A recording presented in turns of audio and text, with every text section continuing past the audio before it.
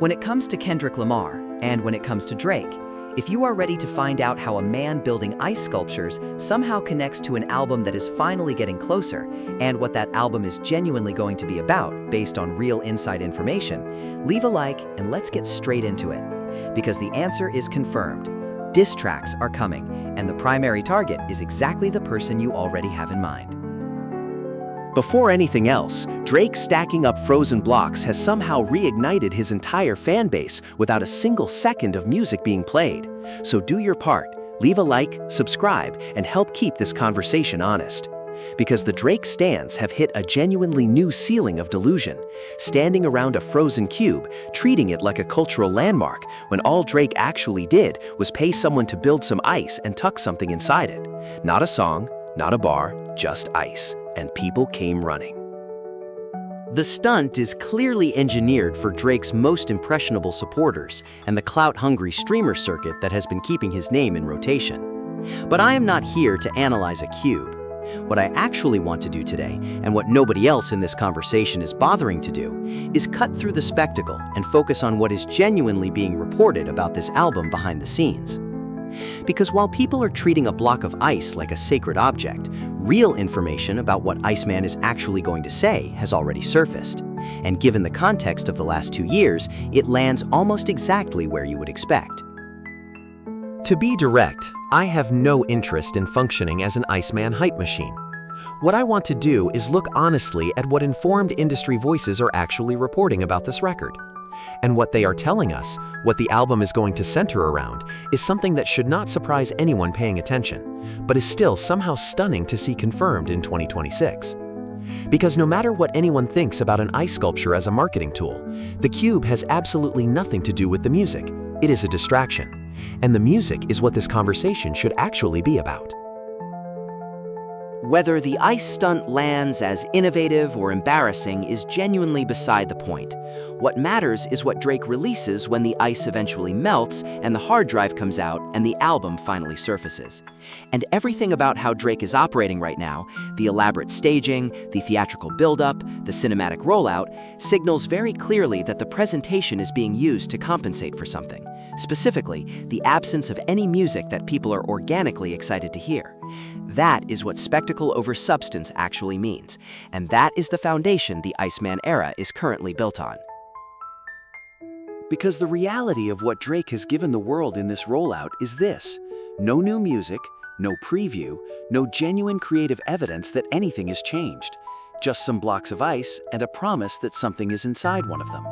And enough people responded to that to keep the conversation alive, which says more about the power of brand nostalgia than it does about the music itself. Because people are not excited about what Drake is making, they are excited about the idea of Drake making something, and those two things are very different. And in fairness, the level of planning that has gone into this rollout is genuinely more than Drake has put into any album launch in recent memory. The structure, the episodes, the staged reveals, there is clearly a thought-out strategy at work here. And that at least suggests Drake understands what the stakes are and is treating this moment with some degree of seriousness. The problem is that strategy and effort can only carry a project so far.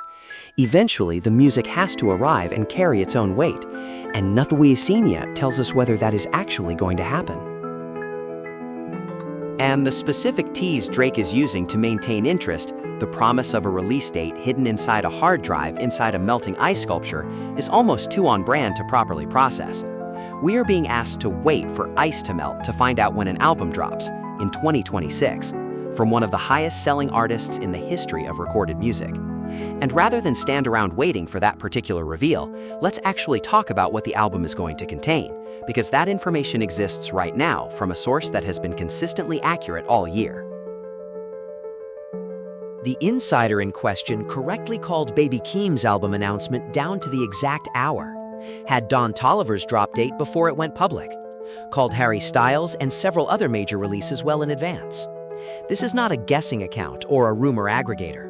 This person has a documented track record of accuracy on major album information throughout this year. And what they have said about Iceman is specific. Drake will be addressing his ops on this album. The project is being described internally as his most lyrical work ever, and the release date is inside the ice. The first two claims are the ones that actually matter, because when you strip away the language and look at what they mean in plain terms, Drake addressing his ops on a rap album, what we are being told is that Iceman is a diss record, a revenge project, a body of work built entirely around targeting the people Drake holds responsible for where his career and reputation currently stand. Which is exactly what every leaked snippet, every OVO talking point, and every piece of surrounding evidence has been pointing toward for months. None of this is a surprise. It is just now confirmed. And the claim that this is going to be Drake's most lyrical album ever, that particular talking point has a history that deserves to be acknowledged. During the For All the Dogs rollout, Lil Yachty came out and made this exact declaration. The fan base got excited. What arrived was one of the most bloated and forgettable albums Drake has ever released. So the willingness to accept this claim uncritically, simply because it is coming from a different source at a different moment, requires a level of trust that this era has not earned. The burden of proof here is on the music, not on the people saying it is going to be good. What is actually credible, based on everything available from leaks, snippets, and the full picture of how Drake has been operating emotionally for 2 years, is that Iceman may contain more diss tracks than any single album in hip-hop history. That is a genuine and defensible prediction. 2 years of accumulated resentment has to go somewhere. And based on how the camp is positioning this rollout, the revenge tour framing, the theatrical aggression, the escalating pettiness, it is going to land on a very long list of names. What Did I Miss made noise because it engaged the conflict directly. Doghouse and Which One did nothing. Drake knows what side his bread is buttered on. And at the top of that list of names, the person this entire 2-year spiral has orbited around is of course Kendrick Lamar. Almost 2 full years since Drake first started talking about firing back, we are apparently approaching the moment where it actually happens. Round 2 is being set up. And the question that matters more than whether the bars are technically sharp is whether anything Drake releases in a competitive rap context can land with any credibility, given everything he chose to do outside of music while the culture was watching. Because here is the problem that no amount of theatrical rollout can solve. Drake can put together the most precisely constructed, most verbally devastating diss record ever made. He can write bars that objectively dismantle Kendrick Lamar in ways that no one has managed before. And every single one of those bars is still going to be filtered through the same unavoidable context before anyone hears a word of it. This is the person who took a rap battle to a federal courtroom, who tried to change the legal precedent around free speech in music, who attempted to use defamation law to punish someone for winning a rap beef. You cannot do all of that and then walk back out and make rap beef music like none of it happened. And the specific paradox that makes Drake's position so impossible is that Kendrick does not even need to engage. He can stay home. He can attend another soccer match, another family event, another completely mundane moment of his life, and he is still winning this round before Drake spits a single bar. Because the moment Iceman drops with diss tracks aimed at Kendrick on it, while Drake's lawsuit over Kendrick's diss track is still active, every person in the culture is going to point at that contradiction immediately and loudly. There is no framing available that makes that okay. The hypocrisy is structural and it speaks for itself. And beyond Kendrick, the potential target list on this album is genuinely extensive and worth thinking through. Does Jay-Z get addressed for the Super Bowl decision? Does Pusha T get a second full chapter after everything that has already been exchanged? Do Tyler the Creator, Schoolboy Q, Pharrell, and others in the Kendrick orbit end up in the crosshairs? Do media figures like Joe Budden, Peter Rosenberg, and Ebro get called out directly? And does LeBron James, the person Drake appears to have felt the most personally betrayed by in this entire saga, end up as the second biggest target on the record after Kendrick himself? Based on the snippets that have already leaked, Schoolboy Q getting name-dropped, Not Like Us hooks getting flipped in multiple different configurations, Drake has clearly been sitting with all of these people in his head for a very long time. The album is going to reflect 2 years of accumulated personal inventory. But the dimension of this that makes the whole thing ultimately self-defeating is Drake's established pattern, which has consistently involved targeting the women connected to his male rivals, rather than confronting the men directly. Whitney, Savannah James, Virginia Williams, if those names appear on Iceman, the damage is preloaded before a single bar lands. Because going after women who are not part of the rap world and cannot respond in this arena, while simultaneously being the person who sued over a diss track aimed at you, is a combination that cannot be rehabilitated by any PR strategy on earth. The image that Kendrick constructed of Drake in Not Like Us was specifically about this pattern, and Drake doing exactly that on his comeback album would be the single most self-defeating move available to him. It confirms the critique in real time. And the history of his beefs strongly suggests this is the direction he is going to go, because it has been his move every single time. Drake clearly understands that the music alone is not going to be enough to move the needle here. That awareness is written into every element of this rollout. The smoke clouds, the cinematic episodes, the ice fortress, the Adonis video. He knows that the organic curiosity and goodwill that used to surround his releases is gone. So the strategy is to manufacture event energy and cultural momentum through spectacle, then hope the music can ride that wave once it arrives. It is a reasonable approach given the circumstances. It is also an approach that has a hard ceiling, because eventually the wave needs the music to sustain it. And that is the answer nobody in Drake's camp is providing with any confidence.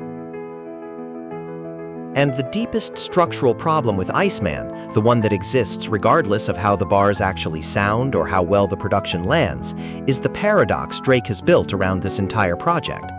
He cannot present himself as the voice of competitive rap while running an active legal case designed to make competitive rap legally consequential. He cannot call people out for what they said while suing over what people said about him.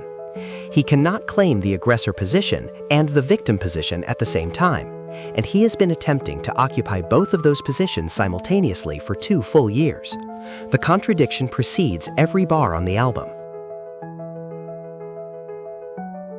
And that paradox is what is going to define how Iceman is received, regardless of what is actually on it. Even the most energetic, most technically accomplished version of this album cannot escape the conversation about the lawsuit. It is going to surface in every review, every reaction video, every interview Drake does around the rollout. Because the same person who made this album has been in court trying to establish that albums like this one should have legal consequences for the people who make them. That is the context, and no ice sculpture or smoke cloud in the world is going to make people forget it. The album Drake needed to make, and the one he is clearly incapable of making right now, is one that turns inward instead of outward. Not a diss record aimed at Kendrick, LeBron, Pusha T, and Jay-Z. An honest album about himself, his decisions, his accountability, his genuine reckoning with why the last 2 years went the way they did, and what his role in all of it actually was. That album could have started a real conversation about growth and redemption.